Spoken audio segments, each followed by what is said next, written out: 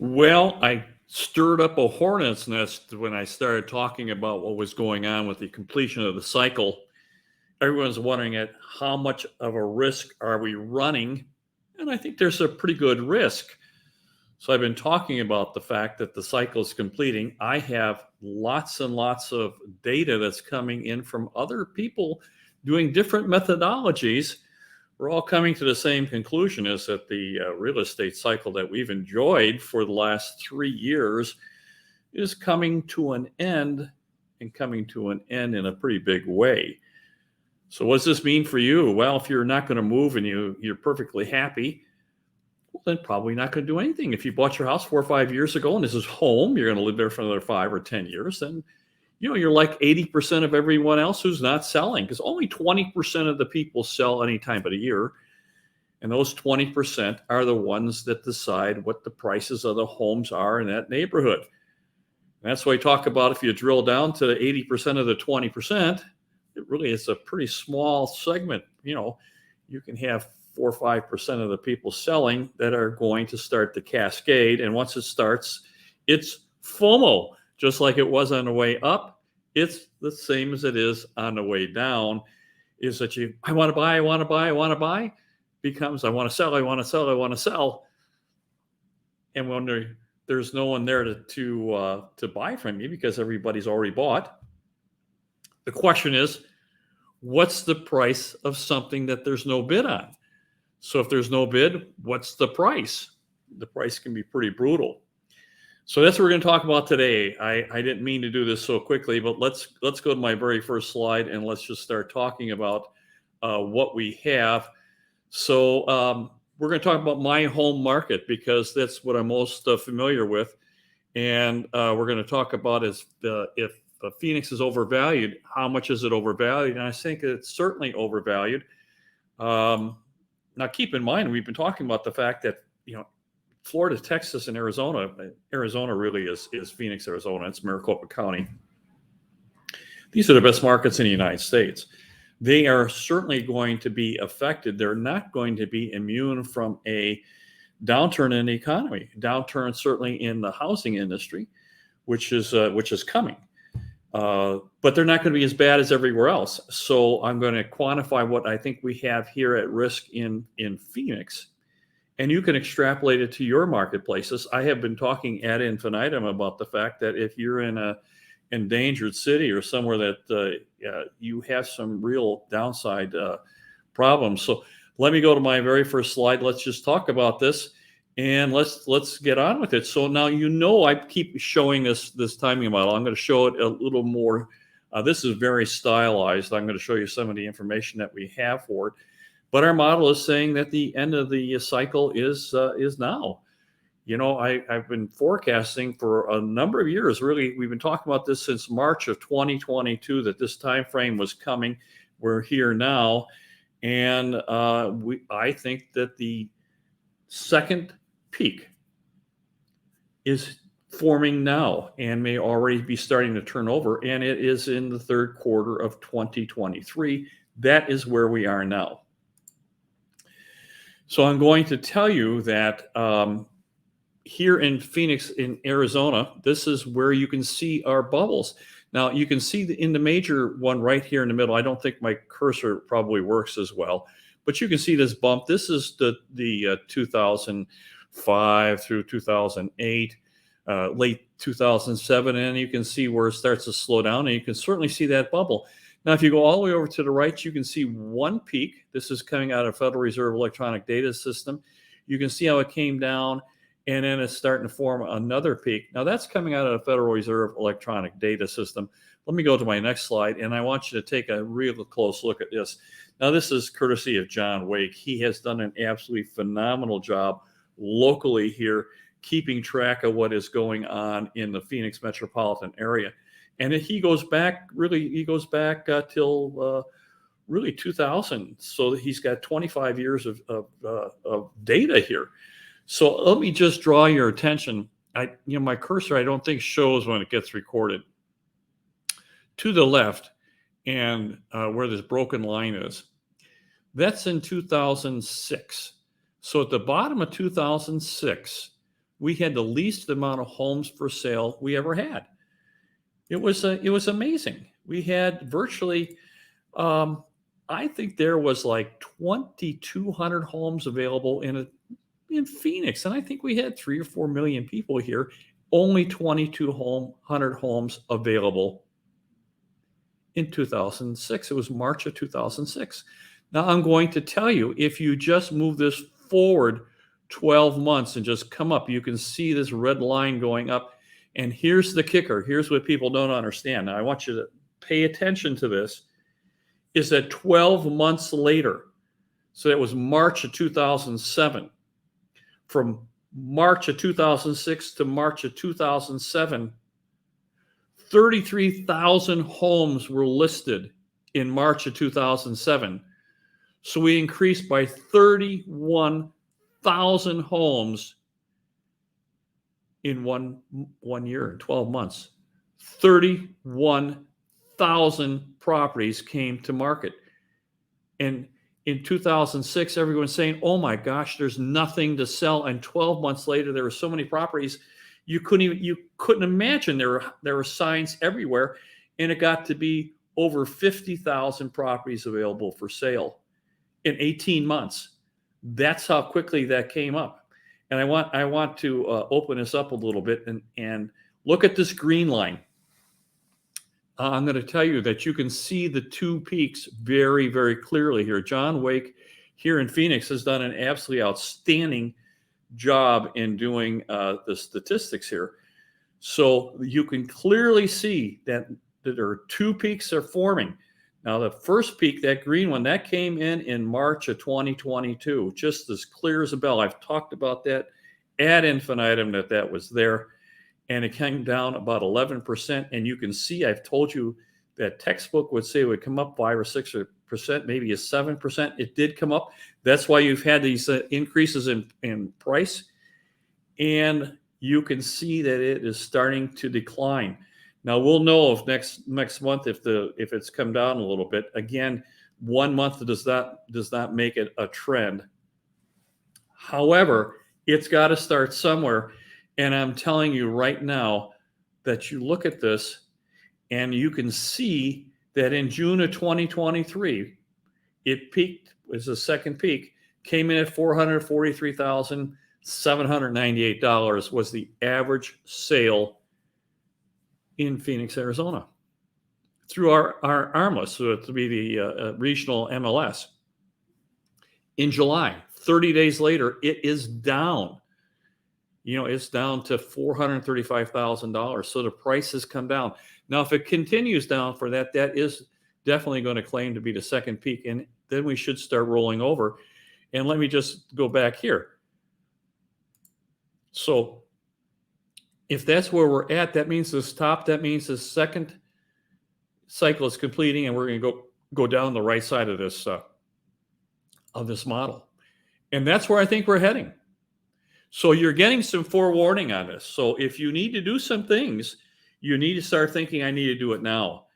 If you're my age and you've been sitting on some equity for a really, really long time, and the kids are gone, and you're thinking to yourself, well, it's time for us to start thinking and moving to Phoenix, Arizona, or to Scottsdale, or maybe I'm going to Florida, and we're going to retire, and we're going to cash in our nest egg that we've earned on our home. Well, you need to do it now, because once that cycle starts rolling over, you get FOMO on the downside, and it can go very, very fastly. And so if you need to do it, if you're in Portland, or if you're in Seattle, or you're in Minneapolis, or you're in Milwaukee, Wisconsin, you need to start talking to your brokers and start saying, maybe it's time for me to do this, because that is what this is saying to you. Your time is running out. So let me just go to my next slide. So as home prices die when interest rates rise, and we have got ourselves a rising interest rate environment. Now, I'm going to tell you, Dr. Nenner sent me his forecast this morning, and he's saying that we're going to get a little bit of retracement in interest rates. So you're going to have an opportunity. It's going to stare you right in the face, and it's not for very long. So maybe you got a 30, 60, 90-day opportunity where interest rates are actually going to come down, and you need to take advantage of that. So I think at the moment we're still, I think this morning I got a 6 5/8 quote. That's with perfect credit. So let's just talk about here in Maricopa County in Phoenix, Arizona, because this is Phoenix, Maricopa County is home to Scottsdale, Phoenix, Peoria, certainly Gilbert, and everyone knows about Chandler, Arizona. So in the upper bound, Maricopa County median household income, it's just shy of $77,000, and that's with a 90% confidence rate. And that's the upper bound. The lower bound is not too far off. I think it's like $1,000 off. So I'm giving the credit to $77,000 as to that's where the average median household income for Maricopa County is. And that's not saying like in Scottsdale, it's way higher than that, Peoria, way higher than that. But again, there's over 4 million people here. And the median income for the 4 million people, household income, is $77,000. So we're going to use that because that's where virtually everybody's at. That's where the middle, that's where everybody's at. So some less, some more, but this will be a very good use of our time here. So let me just go to this. So here we are. If we go to Google University, we can look at comparing Arizona mortgage rates, and you can do this yourself. You can just go into the internet and get this yourself. It came up at 6 3/4%. I actually came down a little bit because I do think we've got rates coming down. This is just one of the few times we're actually going to get a little bit of a break. Now, let's look at the data here. If you have a $77,000 household income, FHA allows you to use 50% of what you make as your household debt load. So that means if you've got no debts whatsoever, you can have a house payment of 50% of what your income is. So that's $6,416 a month. That's $77,000 a year. That gives you a $3,200 house payment. That's a pretty nice payment. You can make $3,200. Now I'm going to tell you, here in Phoenix, our taxes are pretty doggone reasonable. So the average for a house, a fairly nice house, is about $170 a month. You can get insurance here. Again, insurance is very reasonable, $100 a month. HOA fees, very reasonable for $50. So if you do have to take, it's principal interest, taxes, insurance, and homeowners association. So what you need to do is look at what can we have for the P&I, because we have to pay those. Those are included in that debt load. And that gives you just shy of $2,900 a month for principal and interest. And that allows you to have a $451,000 mortgage. Well, $451,000 mortgage, that's just great. That puts us back into the game. So that's not too terribly bad. But let's just think this through. Most people have at least one car, if not two. So again, I went to University of Google, or Google University, and said, what is the Phoenix average car payment in Phoenix, Arizona? And they came up with $360. Well, that has to come out of your allowable income. I mean, you could have two, but I just took one. And I said, what's the average credit card payment in Phoenix, Arizona? It was $430. Then I called one of my mortgage brokers, and here's what he said. He said the average additional payments for the average borrower is $800. Well, if you add a car payment and a credit card payment, it comes out to $790. So there's your $800. Let me go to my next slide. So if you have a $77,000 household income, which means that you're making, between everybody in the household that's working, $6,400 a month. FHA allows 50%. And again, that gets you down to a mortgage balance here that you're able to have $2,800, almost $2,900. But you don't have that. Let's take off the $810 that you have. And that's saying you only have one car, and that's saying that you've got reasonable debt load for your credit cards. That means that if you take that other debt load, that gets you down to $324,000. No longer $451. That's how quick debt in your that you're carrying on you and your credit cards and just borrowing some cars, that's how quickly it takes you out of the game. That's why I keep saying you need to get your debt under control. Now, I'm telling you this is as emphatically as I possibly can. Get rid of your debt, because this debt knocks them down from $451,000, only $324,000 is what they can afford.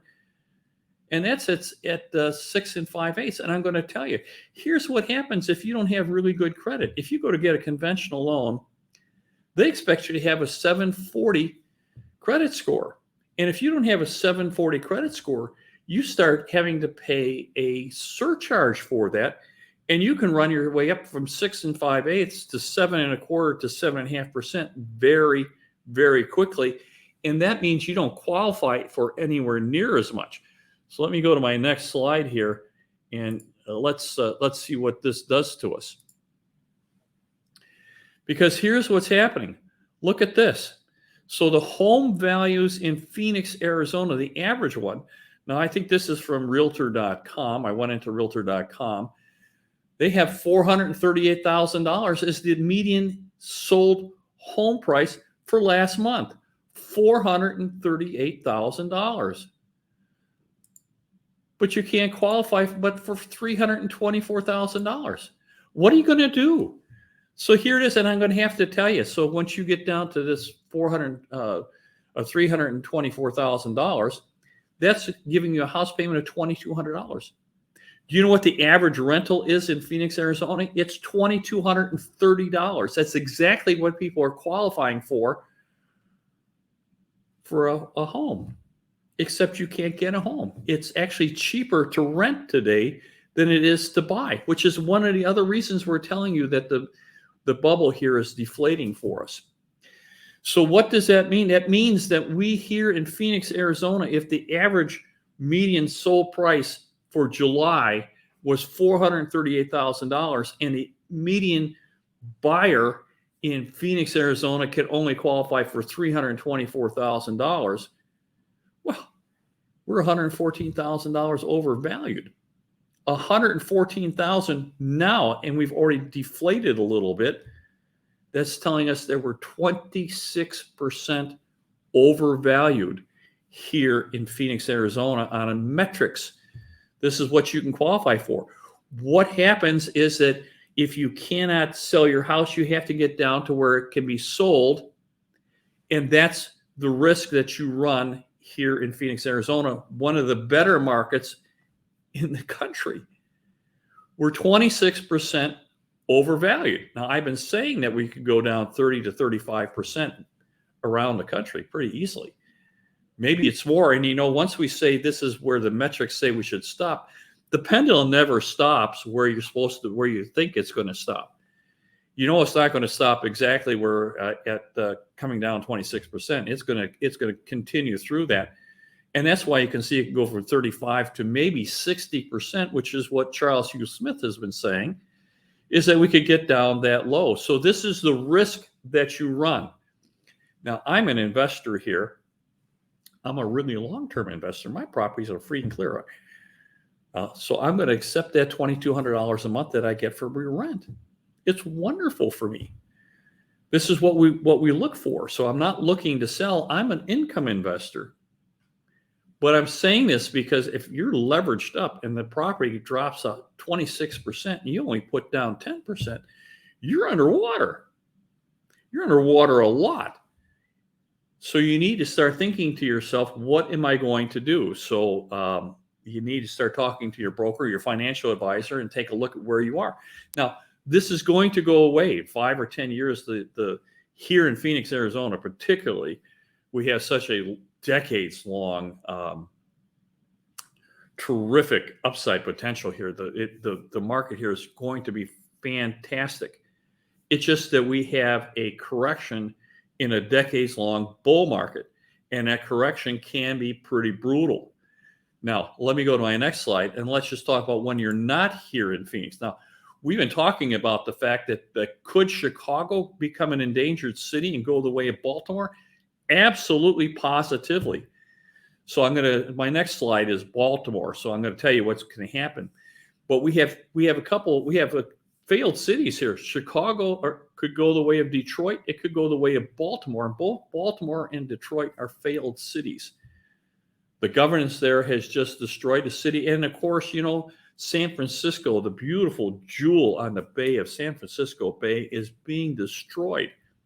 So if you've got property in Silicon Valley, or goodness gracious, if you're in the city of San Francisco, you really need to start putting this metrics together and start saying, what's the downside for that?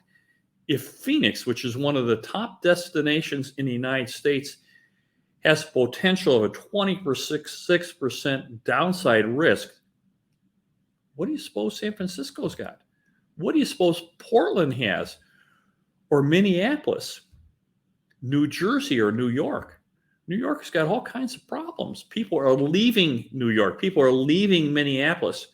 People are leaving Milwaukee and Chicago. They can't get out quick enough. So when you have the migration is outbound, it's going to be worse than what you have on inbound. And I just went through the metrics with you. We have a downside here in Phoenix Metro. It doesn't mean it has to. Nothing means it has to get down 26%, but it has a potential. So when you have this, either the people's wages have to come up very significantly, or interest rates have to come down very, very significantly. Now, if you think that we're going to get down to 0, 1, 2, or 3%, then we probably don't have a problem. But I'm not of that mindset. Our mindset is that we can come down a little bit. I don't see us going back to 3%, guys. I don't see that happening. I don't see us going back to 4%. Maybe we can get down to upper 5s. I don't see the rest. And unless we can get to the point where people can afford the house, you've heard affordability ad infinitum, we're not going to do this. So let me stop right here. If you're listening to this, I could really use your help if you want to subscribe. I'm not going to sell you anything. The logarithms for YouTube just love that stuff. And if you like the video and like the data that we're bringing to you, give me a like and subscribe. It makes my life so much easier, and it gives us so much more visibility on YouTube, which is what we're looking to do. So we're talking about endangered cities. There's a ton of them here in the United States. If you happen to be living one or you're invested in one, you need to start thinking about, what is my long-term future here going to look like?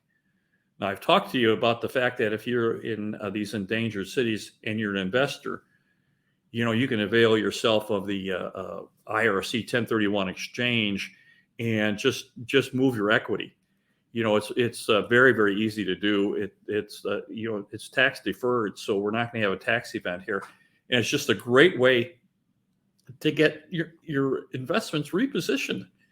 And if you're a residential and it's your home, well, take advantage of your tax breaks. A husband or wife get $500,000 of tax-free. It's a great opportunity for you to start thinking of doing that, particularly when we start thinking that we could be completing the cycle. Grab that $500,000 tax-free. This is for you to do that. So this is what we're talking about.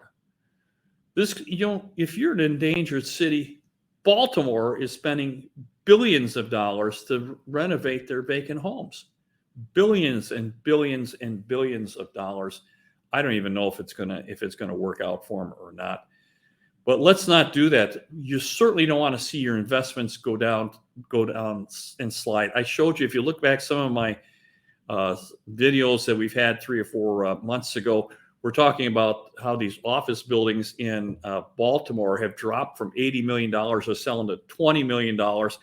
They're losing 60, 70, 80% value on their properties. Can this happen to a single family home? Of course it can. Can it happen to your apartment building or your rental home? Of course. So protect yourself and do whatever you need. Now, I'm here in Phoenix, Arizona. This is where you can find me. We're more than happy to sit and talk with you. We are extremely good at what we do. We know exactly what we're talking about. So if I can help you in any way, let's talk to your financial advisor. Certainly talk to your spouse. We're going to certainly talk to your spouse. Let's make a plan. Talk to your financial advisor. Talk to your CPA. Let's find out what's best for you and see if we can't solve a problem for you. So if you need me, you know how to reach me. My very best to you. Bye-bye now.